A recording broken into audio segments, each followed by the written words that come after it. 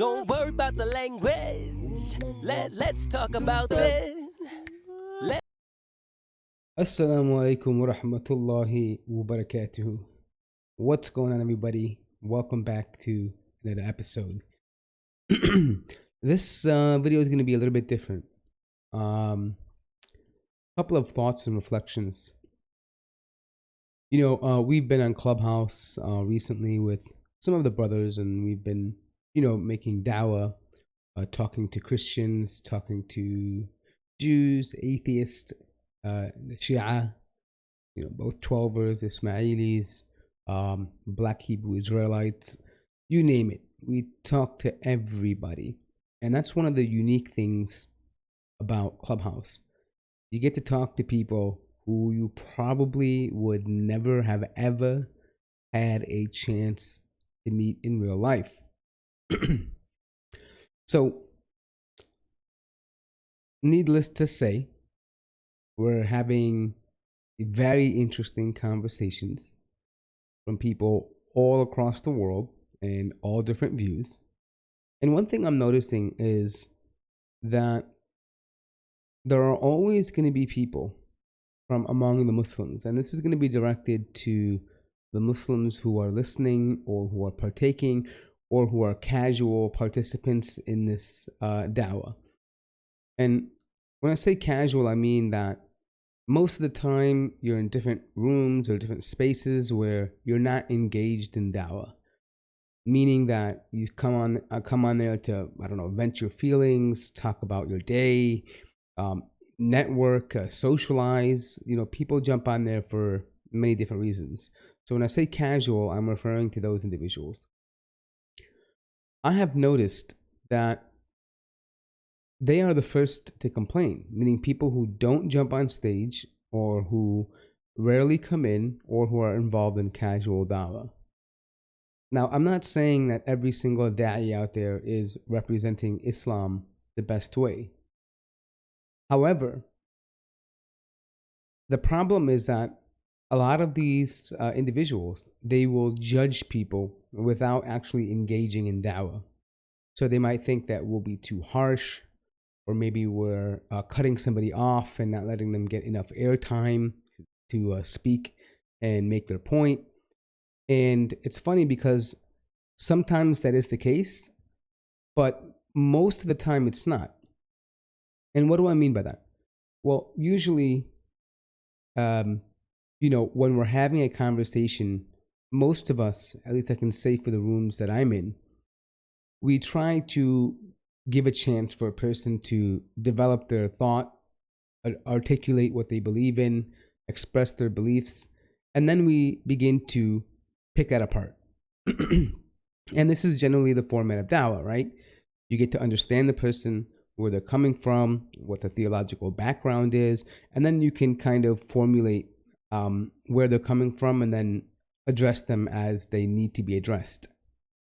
And this is a process that happens sometimes immediately, sometimes it happens over days or months. And so that means that we're familiar with people, meaning we've spoken to an individual before. We're aware of what their beliefs are. And so we know when they're beginning to change some of the positions, when they're trying to misrepresent positions and things like that. And so we'll have to intervene, and we know how to deal with them. But then every once in a while, you get a person who's not in the dawah scene, and they will come on stage or they will back channel and they will complain. And I don't mind nasiha or good advice, but the problem is you can't make a judgment when you are not involved in the conversation from the beginning. B, when you're coming into the middle of a conversation and you're not really hearing what happened before. And then C, you're also not really in the dawah field. Like, you don't interact with these individuals. So you don't know the arguments. You don't know the doubts or the points they're going to raise. And for people that are very, very familiar with the dawah scene, we can tell when a particular argument is coming, right? Because we've done it so many times, whether it be the age of Aisha, whether it be about morality, whether it be about the Prophet sallallahu alaihi wasallam, whether it be about divorce or inheritance or marriage rights or women's rights. These things, we know how these arguments develop because, alhamdulillah, at this stage in the da'wah, I don't think I've ever heard a new argument. And what I mean by that is, many of them are old arguments that have already been addressed and maybe formulated in a different way, but the core of the argument is the same. And so there's not really much that people can throw at us anymore in that regards. So, people in the da'wah or familiar with that scene, you can kind of tell when it's going down that path. And so we'll intervene. Because a lot of times what we see in these debates and dialogues is that people begin to throw red herrings. And they'll begin to change the subject when they're unable to deal with a particular subject that we're talking about. The moment they feel cornered, they will begin to then divert or create a red herring so they don't have to address points. And so there's many reasons why, and I'm just giving you a few, but there's many reasons why a moderator or a da'i will interject and say something or maybe deal harshly with someone. Because what ends up happening is either we're going to have a sincere conversation, which we can continue, and in order to have that, we have to stick to the subject matter, or you're going to be wasting our time and the time of the people listening and the brothers that put the time in. And this is important. We don't get this time back, right? We'd rather spend time talking to people who are sincere, who actually have a message to say or to listen to, right? We want to have that dialogue, a productive and fruitful conversation. Otherwise, it's just a waste of time. And with all due respect, many people who come on for da'wah, they're not here to waste time. They're here to have a conversation and to spread and to convey the message of Islam. And if you're not willing to hear it, or you're trying to divert and you're trying to move away from that conversation, well, then we're going to steer it back onto the road. We're going to go straight back into that direction. And unfortunately, people, brothers and sisters, come in, they don't like the approach. They don't like the attitude. They don't like the harshness. They don't like, the way that we're dealing with someone. And sometimes they're right, but I've seen that most of the time they're wrong. They don't really know. And so my advice would be that if you're not in the scene and you don't actively engage in this, try to show your brothers some slack. Try, and the sisters as well. Don't be so quick to judge the way they're dealing with people. Because, first of all, A, they're human. We're going to make mistakes. But B, they probably know the environment better than you do because they're actively involved in it. And chances are they've probably spoken to somebody before.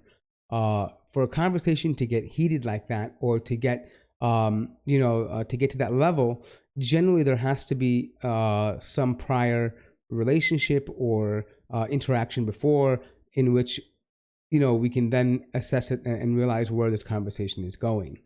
And I'm saying this from experience, from pure experience. I've seen this happen many times. And unfortunately,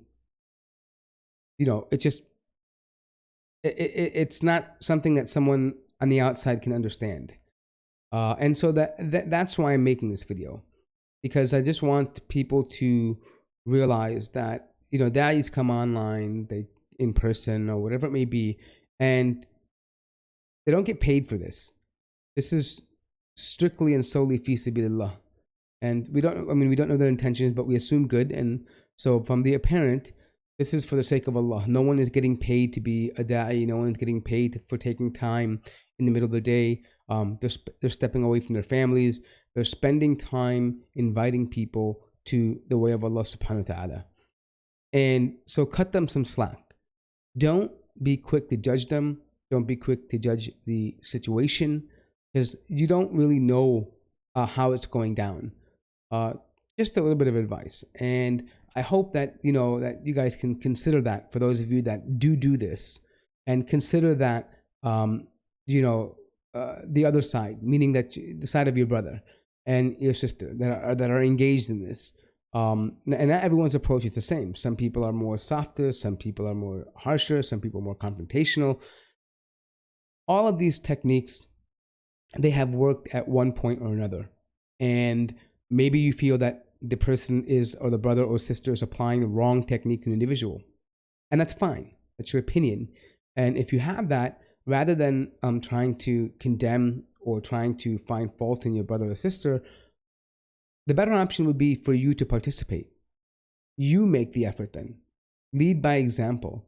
If you think you can do a better job, if you think you can do use a more prophetic method, then please, by all means, do it, right? Don't just complain about it. Because on a final note, if you're going to criticize something, if you're going to be, critiquing a brother or sister, at least have the decency to provide the alternative and say, look, I appreciate what you're doing, but this is not the way that you should be doing it. Here's the prophetic way. It's better if you do it that way, and so forth and so on, and demonstrate it. And, just have good assumptions of your brothers, and that'll kind of put some ease the situation, inshallah.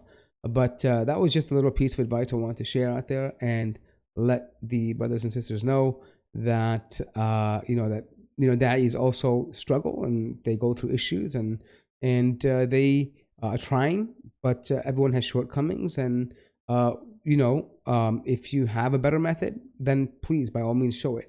But if not, I would kind of just refrain from commenting. And also on the final note, if you have something that is genuine and you really want to make a positive impact by offering constructive criticism, true and honest nasiha or advice should be given in private. So if you really want to, message the brother or sister and say, hey, look, I recognize what you were trying to do, and this is some constructive criticism, and I guarantee you they'll be more likely to accept that and take it more genuinely, rather than somebody in the audience who just jumps up, or someone who's DMing you or whatever and just criticizing you, putting you on blast. That's just not going to help. It doesn't provide any benefit. So that's pretty much it for this video. I just wanted to say, put that message out there and provide some context and, maybe a different perspective for brothers and sisters who may not be involved in this field, but yet sometimes they may get annoyed or they have, they feel like they have to say a comment, or, they don't know behind the scenes what's happening. I thought maybe this might be a good way for them to get a perspective, and to also help the brothers in Dawah and maybe share their perspective as to what they go through and why they behave a certain way, or maybe why they're taking certain actions. I hope you guys found that helpful, inshallah. Make sure you subscribe, like the video, all that good stuff. And I'll be sure to catch you guys on the next episode. Wassalamu alaikum wa rahmatullahi wa barakatuhu. We'll see you guys later. We out. Muzzy buzz.